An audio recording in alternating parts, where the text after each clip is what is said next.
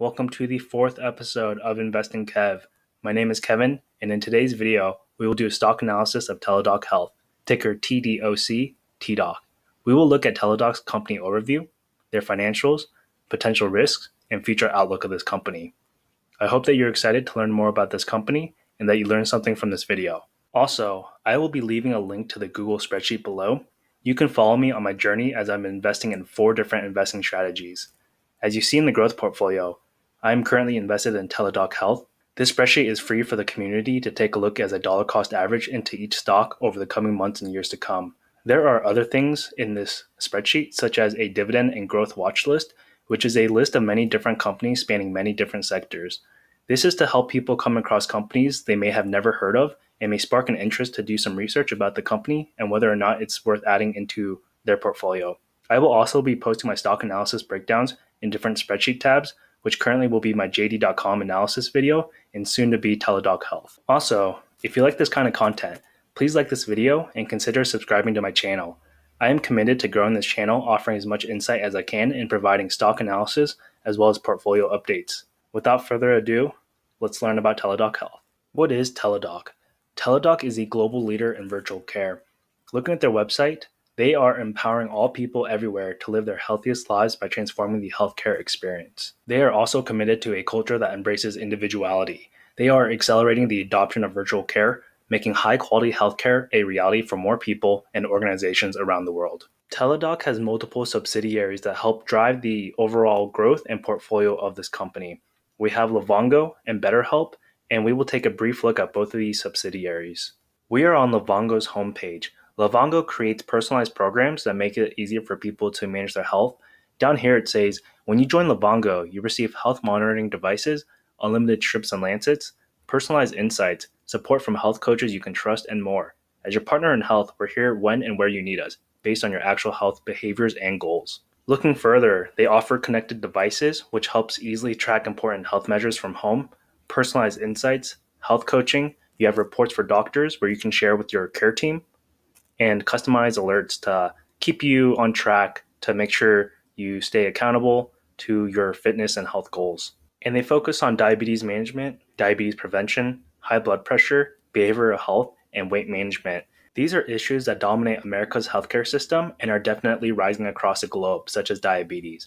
As cultural dietary habits change over time and fitness levels are reducing across countries, especially during a global pandemic, Livongo is an emerging market to help combat that by providing personalized programs to help slow down the prevalence of diabetes alongside the building long-term habits for proper weight management. Taking a look at BetterHelp's website, they are the world's largest counseling service where they are 100% online. So far, they've had over 136 million messages, chat, phone, and video sessions, nearly 21,000 licensed therapists, and have helped 1.8 million people so far. BetterHelp says that when you're connected with them, you're tapped into the world's largest network of licensed, accredited, and experienced counselors who can help you with a range of issues, including depression, anxiety, relationships, trauma, grief, and more. With our counselors, you get the same professionalism and quality you would expect from an in-office counselor, but with the ability to communicate when and how you want. In my opinion, BetterHelp, just like Livongo, is in a massive emerging market. I listened to a few popular podcasts on Spotify, and during the commercials, they've partnered with BetterHelp and they're offering discounts to new members. Looking at societal changes, mental health is brought up more from major celebrities and sports figures, and now people are becoming more welcoming to seeking mental health services. In the past, people were only able to go in office, but now people have different avenues of expressing themselves in the comfort of what's best for them, whether it's through text messages or over the phone, whether it's at home, at work, or at a gathering. I like what I see so far from Teladoc's company overview. They're combining 2 major industries, healthcare and technology, and using it to scale the platform all around the world, allowing people easier access to healthcare, especially reducing potential transportation time and cost. Next up, we're going to take a look at their financials. Taking a look at Teladoc's financials, we're going to look at their annual report from 2020, and we're going to look at their 2021 Q1 results as well. This is a letter from their CEO. In 2020, they had revenue growth of 98% to more than $1.1 billion, with strong performances across their business channels. They had an adjusted EBITDA margin expansion of 580 basis points. If you're unsure what EBITDA is, it's a way for companies to track operational efficiency. whether it's reducing costs, something that's like redundant or not necessary to the business, or utilizing technology to increase system workflows.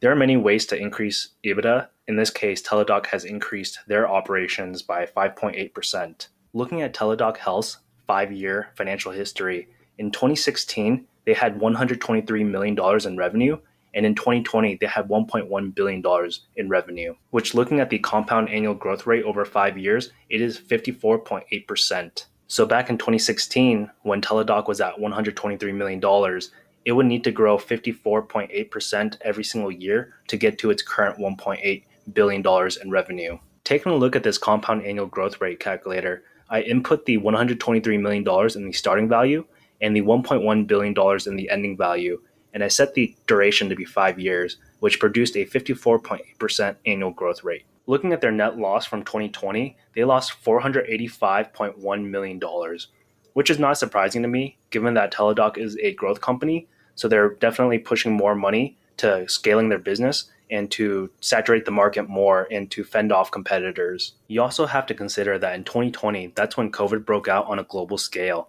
That accelerated Teladoc's timeline, forcing them to catch up to serve millions of people, given that medical offices and hospitals had many precautions and things got shifted to telemedicine.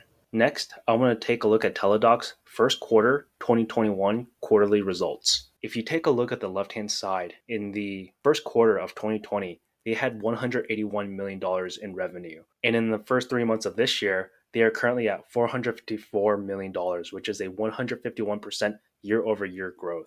And looking at the right-hand side, you'll see that their adjusted EBITDA is 10.7 from the first quarter in 2020, and it is currently $56.6 million in 2021, which is a year-over-year growth of 430%. On the top right-hand corner, you can see that the US paid members has jumped significantly over time from the first quarter 2020 to the second quarter, and over time it's incrementally going up. You can see that chronic care enrollments have been going up every single quarter, where currently in the first quarter of 2021, there are 658,000 people enrolled in chronic care. And if you take a look at their PMPM metric, which is per member per month, you can see that every quarter it's gone up. PMPM per member per month is the amount of money paid on a monthly basis for each individual enrolled in a managed care plan. So you can see in the first quarter of 2020, it was 87 cents per person, and now in 2021, it is $2.24. I also want to share a few slides from Teladoc's presentation from the JPMorgan Healthcare Conference back in January 2021. This slide provides examples of how massive Teladoc is. If you look, they have 70 million US lives with access to legacy Teladoc Health solutions. In 2020, they had 10.6 million visits delivered by Teladoc Health clinicians and therapists, and they have greater than 40% of Fortune 500 companies using Teladoc Health. They have 11,000 plus care locations as of the fourth quarter in 2020, and they had 3.5 million visits enabled by Teladoc platform solutions in 2020. And this ties in with their bookings from 2020.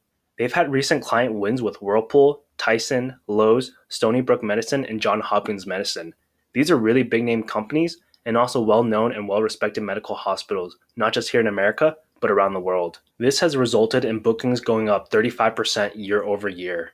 And also, they have increasing average deal sizes with these companies and our hospital groups.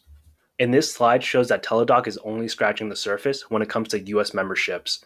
On the left-hand side, you'll see that they currently have 73 million Teladoc members as of third quarter 2020, and a potential 65 million users at current Teladoc clients.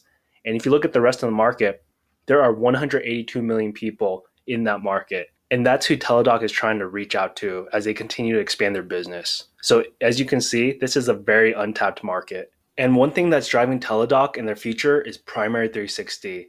This is a new approach to primary care. Teladoc says that Primary 360 offers convenient access to high quality primary care that revolves around you, your lifestyle, your needs, and your health. It starts by selecting a primary care provider and building an ongoing relationship with a dedicated care team that gets to know you as a person, not just another patient. If you take a look at the right at their impressive initial outcomes, they focus on early detection of chronic diseases, where 50% of hypertension diagnoses are first time. They have over 70 distinct diagnoses, and their top 5 concerns, which are obesity, hypertension, anxiety, depression, musculoskeletal, diabetes, can be addressed by Teladoc Health Solutions.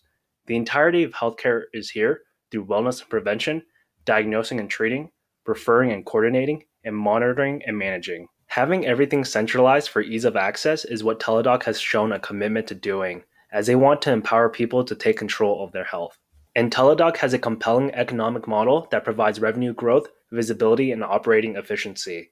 Sustainable long-term growth, they are projecting that they have 30 to 40% average annual revenue growth expected through 2023. They have a high degree of visibility where 80% of their revenue is on a subscription basis, and they have 90% plus retention rate. And they also have a low capital intensity business model, and they expect to have strong cash flow generation from this. There are many reasons why I am personally bullish on Teladoc. One of the reasons why is the future of telehealth. In this article from June 2020, the headline says that telehealth could grow to a $250 billion revenue opportunity post-COVID-19. This article states that McKinsey and Company, they conducted a survey in April of 2020 where telehealth has skyrocketed from 11% of US consumers in 2019 to 46% of consumers now using telehealth to replace canceled healthcare visits. The survey also found about 76% of consumers say that they are highly or moderately likely to use telehealth in the future, and 74% of people who had used telehealth reported high satisfaction. Before COVID, the total annual revenues of US telehealth players were an estimated $3 billion, with the largest vendors focused on virtual urgent care. Telehealth is now poised to take a bigger share of the healthcare market, as McKinsey estimates that up to $250 billion, or 20% of all Medicare, Medicaid, and commercial outpatient, office, and home health spend could be done virtually. There are definitely a few potential risk factors when it comes to owning Teladoc and its future outlook. I want to take a look first at their annual report to see a few notable risks that stand out. The first risk factor is their history of cumulative losses, which they expect to continue. In 2020, they lost $485.1 million. In 2019, they had $98.9 million.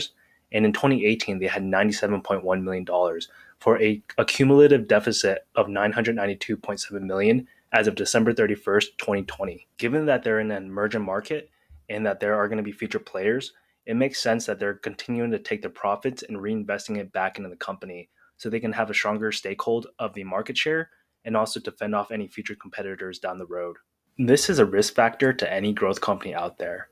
You can definitely reinvest your profits back into the company, and management might make a bad decision that may derail the future outlook of the company. You may also go against an already established company entering the market with more money to spend, so their ease of access to scale up and take a lot of the market share can definitely force Teladoc to have to spend even more to catch up by taking on more debt to fund their growth. Another huge risk factor in the healthcare industry is government regulations. In the US, they conduct business in a heavily regulated industry. Since they're also international as well, they have to comply with different regulations across the globe. Lawsuits may come up, which can definitely be bad publicity for Teladoc. Teladoc states that failure to comply with these laws and other laws can result in civil and criminal penalties such as fines, damages, overpayment, recoupment, imprisonment, loss of enrollment status, and exclusion from Medicare and Medicaid programs. They go on to talk about relying on a limited number of clients for a substantial portion of their total revenue. Their top 10 clients accounted for 16.2% of total revenues in 2020. This ties back with increasing competition. Companies might offer better packages or lower costs than Teladoc, and currently Teladoc has over 50% of the Fortune 500 companies working with them. But they will need to expand their portfolio even more so that if one of these top 10 or even multiple companies were to switch away from Teladoc, they could reduce that hit as much as possible. With a potential $250 billion market, you're bound to have companies wanting to have their foot in the door. You have Walmart coming out saying that they're going to acquire telehealth provider MeMD. You have Amazon confirming nationwide expansion of their telehealth services through Amazon Care. And from this article in May 2020, CVS Health reported a 600% surge in use of its retail health clinics via telehealth. With major companies entering the telehealth space, I came across this interview on CNBC last month with Teladoc CEO Jason Gorovich in response to this increased competition. But investors are worried about so much competition now in the telehealth employer market. Amazon's launch of Amazon Care, CVS's offering that includes its Minute clinics, and Walmart buying telehealth service MeMD to augment its clinics. Gorovich says Teladoc's track record is an advantage. If you look at our 2020 selling season, about 2/3 of our bookings were multi-product bookings. And I think that really speaks to the market demand and consumer demand for unified integrated solutions. And when it comes to the competitive threat, he told me Amazon Care right now is overrated. I want to take a look at Teladoc's price target. Since I generally invest for the long term, I personally do not get too caught up on the price targets in the short term, but since I will be evaluating my different portfolio strategies after a year, I am interested in Teladoc's price target. Taking a look at tip ranks, these price targets are based on 20 Wall Street analysts offering stock ratings for Teladoc in the last 3 months. On average, they expect the 12-month price target of Teladoc to be $231. The high is $300 and the low is $162. With the current 12-month average at $231, that's roughly a 50% upside from its current price when the market closed on Thursday, June 10th at $154. Currently, 13 analysts believe Teladoc is a buy and 7 believe it is a hold with 0 sells. When I think of Teladoc, I think of the overall healthcare industry. This is an untapped market that analysts predict someday may become a $250 billion industry. There are definitely going to be companies entering the market and applying pressure against each other. Teladoc will be caught in the middle of this because they're currently the global leader of virtual care. I like the future prospects of Teladoc. I believe management right now has made the right moves, such as the acquisition of Livongo. With societal shifts in how healthcare is talked about and how healthcare is offered, I think Teladoc is positioned to do well, especially in the mental health area, as right now BetterHelp is the world's largest counseling service. It's making telehealth easier and accessible for people who can attend appointments at the comfort of their own home. Looking at the numbers, Teladoc is growing domestically here in America and also internationally. The numbers are trending up, they're scaling, and they have over 50% of the Fortune 500 working with them. COVID definitely accelerated their timeline, but as things are opening back up, Teladoc has maintained their current membership numbers and are growing them. Financially, their revenues are going up year over year, and their operational efficiency is improving yearly. With this analysis, after weighing the pros and cons, I have conviction in owning shares of Teladoc. I'm going to continue to dollar cost average into this stock, and I'm excited to see the future prospects and where the stock will be 5 to 10 years from now. With all that being said, I hope that you enjoyed this video and you learned something about Teladoc. Please give a thumbs up and subscribe if you want more content like this. Take care, and I will see you all next time.